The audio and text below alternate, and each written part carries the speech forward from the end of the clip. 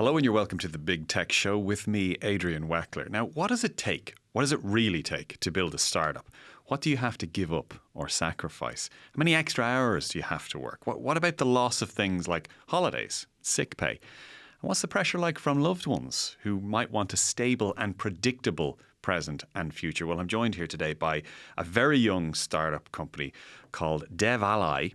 And the co-founders, Cormac Chisholm, is CEO, and Patrick Guiney Fox, I believe. That's it, yeah. That's right. Recently married. Guys, what is the biggest thing you have to give up when you're building a startup? Good God. A lot. Yeah. We've a lot. Like it's not just us anymore. So we're not fresh-faced 20-somethings. We're well into our 30s now, and there's just other people involved. There's families, there's partners. Okay, talk to me about that for a second. Partners, you're married, Yeah. Patrick. You're about to get married. Yeah. Next week. Yeah. Very excited. Well, congratulations. But so, what do they think? You're in a stable. You've worked in places like Zendesk and LinkedIn. LinkedIn, yeah. You've worked for companies as well before. So you're telling them, no, I want to go off and chase this dream. What are they saying?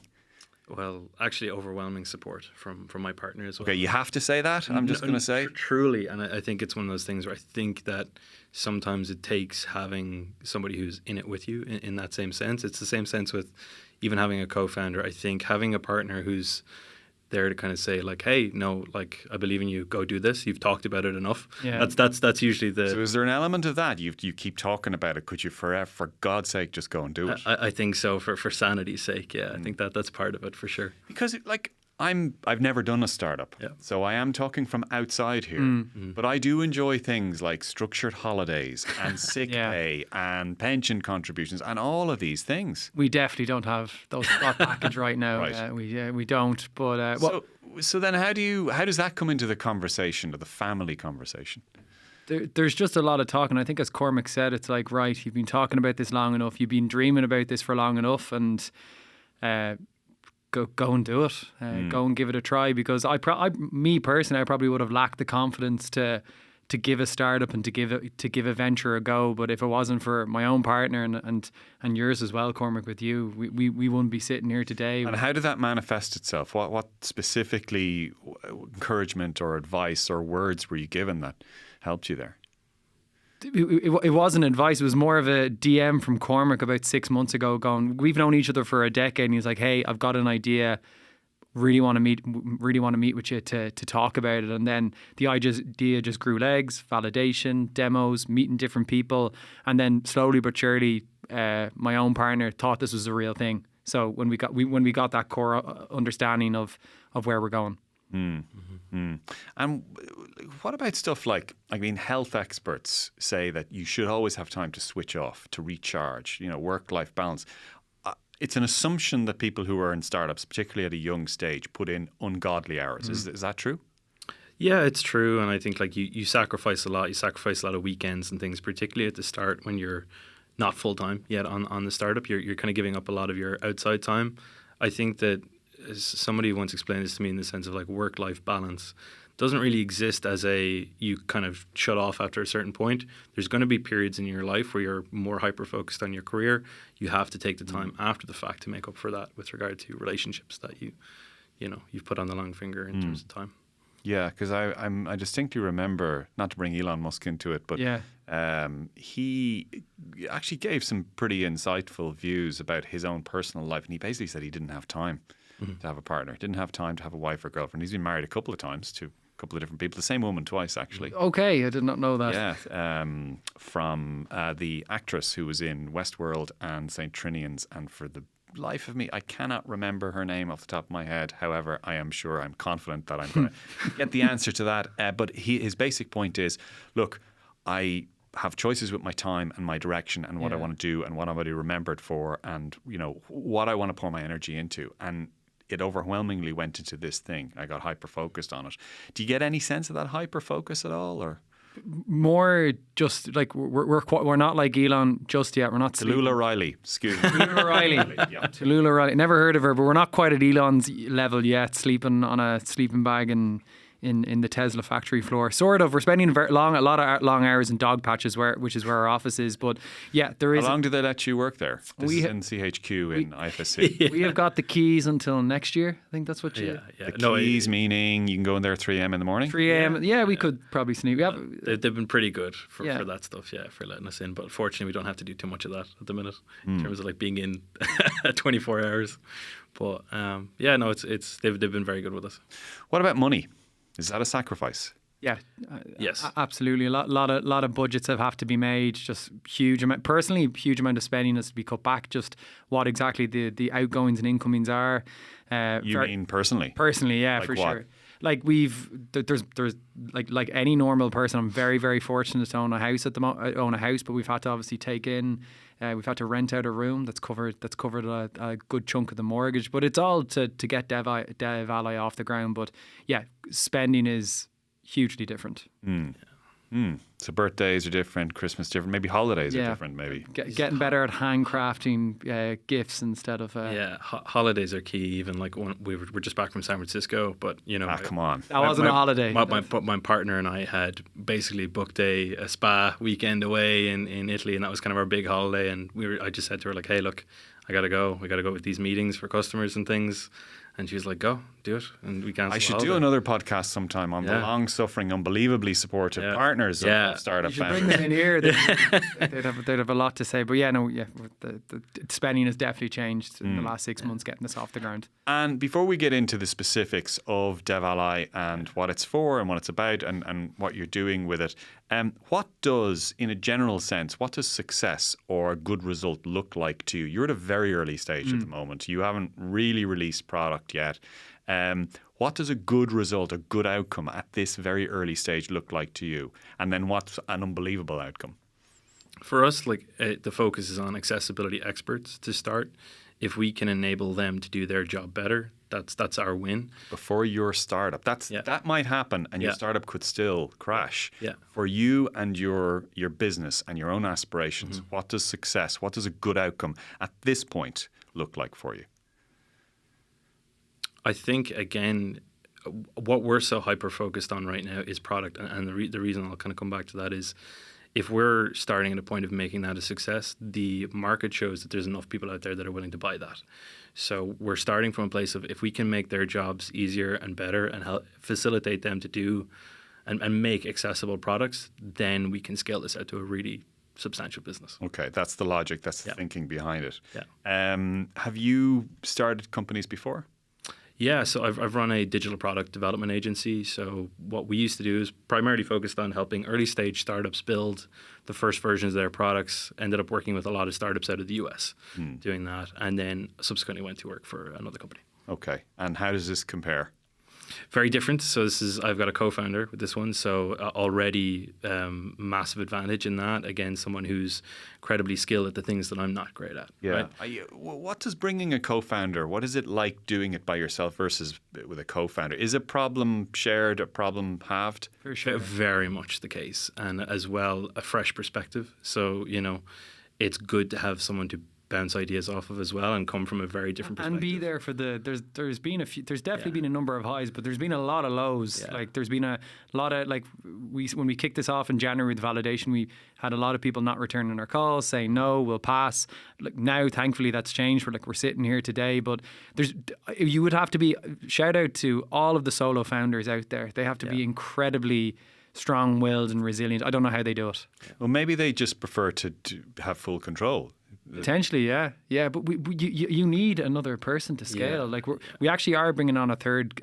We're bringing on a third person as CTO in the coming weeks. He's absolutely fantastic. So I'm glad that we'll have a third person to the band. A fresh perspective as well. Like that's it's so good and so valuable. And like even those early conversations, the questions he was asking, we were like, okay, we're getting fresh perspective before we even started here. We've known each other 10 years. We met at this like Google Startup Weekend thing where you'd set up a business in 72 hours and you wouldn't have a notion of what you're doing, but you would meet a lot of really interesting people, and that was completely alien to me coming from corporate. But Cormac and I always stayed in touch. We were forever talking about businesses, thinking about this idea, that idea. We just put the foot down. What made you go to that from? Were you working for LinkedIn at the time? I was at Zendesk at the time. Zendesk at the time. What made you go to that? I had done a lot of soul searching, and you'd ask like, what does success look like? And obviously there's the business goals that Cormac has talked about, but I had spent a lot of sleepless nights kind of lying in bed thinking that I really, really want to start a business, that I wasn't fully fulfilled or satisfied. And I've been incredibly fortunate in my career with so many things, but like I've always wanted to start a business. I sold Pokemon cards when I was 11 as my first. I didn't know that was selling. I didn't know that was being a business owner. That was always something I loved, and that obviously evolved from Pikachus to different things. And like I started a social enterprise when I was 25. That was to stop the high dropout rate of first generation people moving to college. We got a good bit of traction with that with the HEA and the Department of Education. And I spent 6 years, great years in tech, and it was knowing Cormac, knowing the idea, and seeing the amount of validation we've been getting that made us all make that You were jump. just looking for your opportunity to For jump sure. in. This weekend came along. You meet Cormac. The two of you then stay in touch. Is it over the interim period? 10 years. But like I remember, like when I had the idea for the company, like I drew up a list of names of like people that I wanted, and Patrick was like top of the list. That's good. And now as well, this third person that's joining was also like really high on that list. So it's just we're getting to build something really special with amazing people, but just that difference of having that second person, it's a multiplier effect. Every time you bring in someone that's like incredibly talented, it's just a multiplier in terms of what impact you can actually have. Interesting. Okay, let's talk about the startup itself, DevAlly. Just explain to me, give me the real over 30-second pitch on it. So high level, what we're doing is we're improving accessibility. Accessibility is the practice of ensuring that people with disabilities can use digital products. Websites, etc. Websites, apps, like again, just even devices like an Alexa, like all these different devices that we're used to, that people with disabilities can use those. Okay, and the name itself, DevAlly, it's DEV, capital A, 1 Y. Rolls DevAlly. right off the tongue, doesn't it? Yeah. I had to ask you how to pronounce it to begin with, but you chose that name deliberately, right? Yes. Yeah. So again, like Ally is very heavily used in the accessibility space. A11Y is a numerum.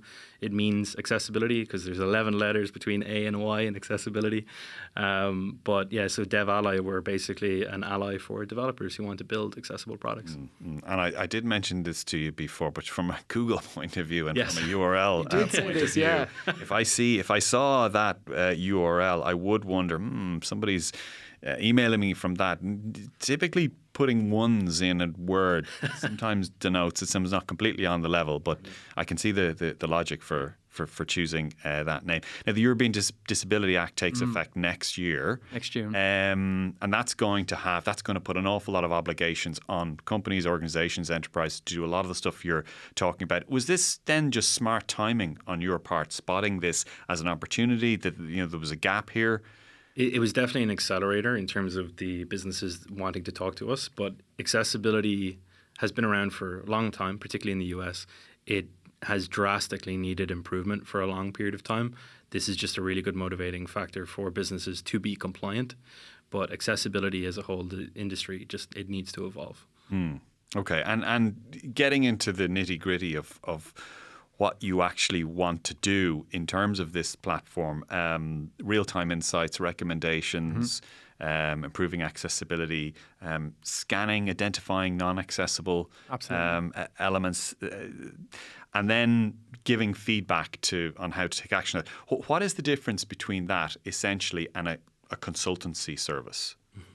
So what we're looking to do in some sense is displace the dependency on consultancies to do this work. So if you can put the onus on a business to actually be responsible for their own accessibility, not too dissimilar to how Vanta does for SOC 2 compliance for these companies, that we can do that from an accessibility perspective, give the people that are building products the responsibility to make accessible products.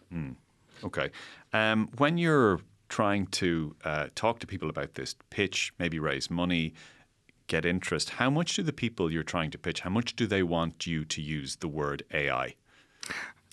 All the time. I'm surprised we haven't even used AI on this podcast. Yeah, it's obviously a big buzzword. It is a big core part of our offering, but in terms of for the customer side, the design partners we're working with, not so much. It's really trying us to solve the need. But for investors and VCs, AI and the legislation has got us into a lot of rooms for sure. And so, talk to me about that in terms of where you see then AI with DevAlly, and is there any meaningful bit of the company that actually uses AI? Yeah, a lot, and I think that's one of the things that we're very fortunate in a sense, because accessibility has been a very tacit field. So it's required a lot of learned experience, and has a lot of amazing accessibility experts out there, but they're a finite resource. And if you're entirely dependent on the human to actually provide that feedback to you, you're just going to end up with a bottleneck. You're not going to get the work done as quickly. So having come from a development background, what I wanted was, again, the high level stuff to be presented to me in real time. The more detailed stuff from accessibility experts can still be provided, but I wanted to be able to go and actually build that stuff myself. So that's really where AI has come in. It actually now, but before all this, it was incredibly manual, whereas now we can actually start to look at new ways of automating things and start taking context for even images and be able to provide context as to what those images are. So alternative text.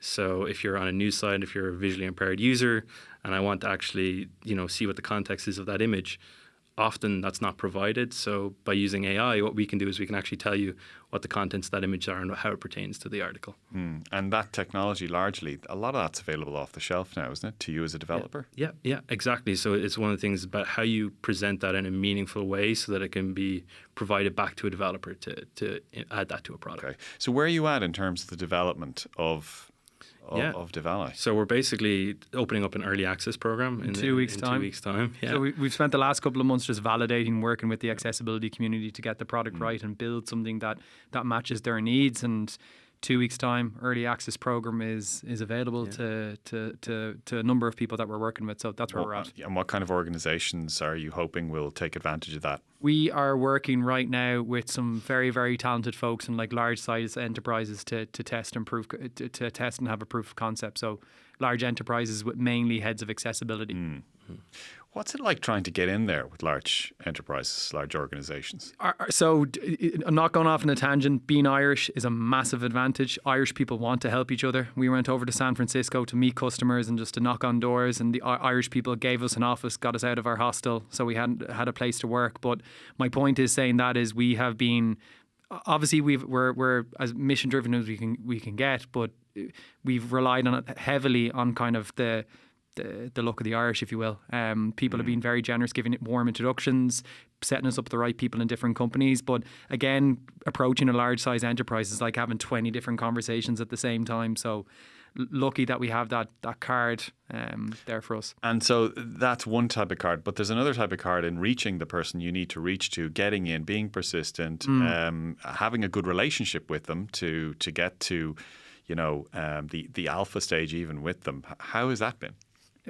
Again, look, there is the forcing factor of the legislation, but as Cormac was saying, there is a very real pain point for these heads of accessibility and these companies today. If you go with a consultancy, an accessibility consultancy company, you are spending hundreds of thousands on audits. Secondly, those heads of accessibility who we're doing design partnerships with, they are operating in silos. They get sent these audits on spreadsheets which go nowhere. So my point being is that we're like, hey, we can address all of that. We can cut your costs, cut your pain, and we can raise the priority of accessibility up in your company together with you. So the fact we've been very lucky to have champions in companies who have been very quickly able to get us in front of the right people there. So it is challenging. Again, there's been an incredible amount of no's, but we do have some really, really strong design partnerships at the moment. Okay, so opening in 2 weeks' time. 2 weeks' time. Okay, and then anything planned after that? Hiring, so we're bringing on a ton of talented people, but again, like we said, we have our CTO joining very, very shortly, and a few more people on the roadmap as well. So again, if you are looking to join a really cool startup, we'll be opening up roles pretty soon. So yeah.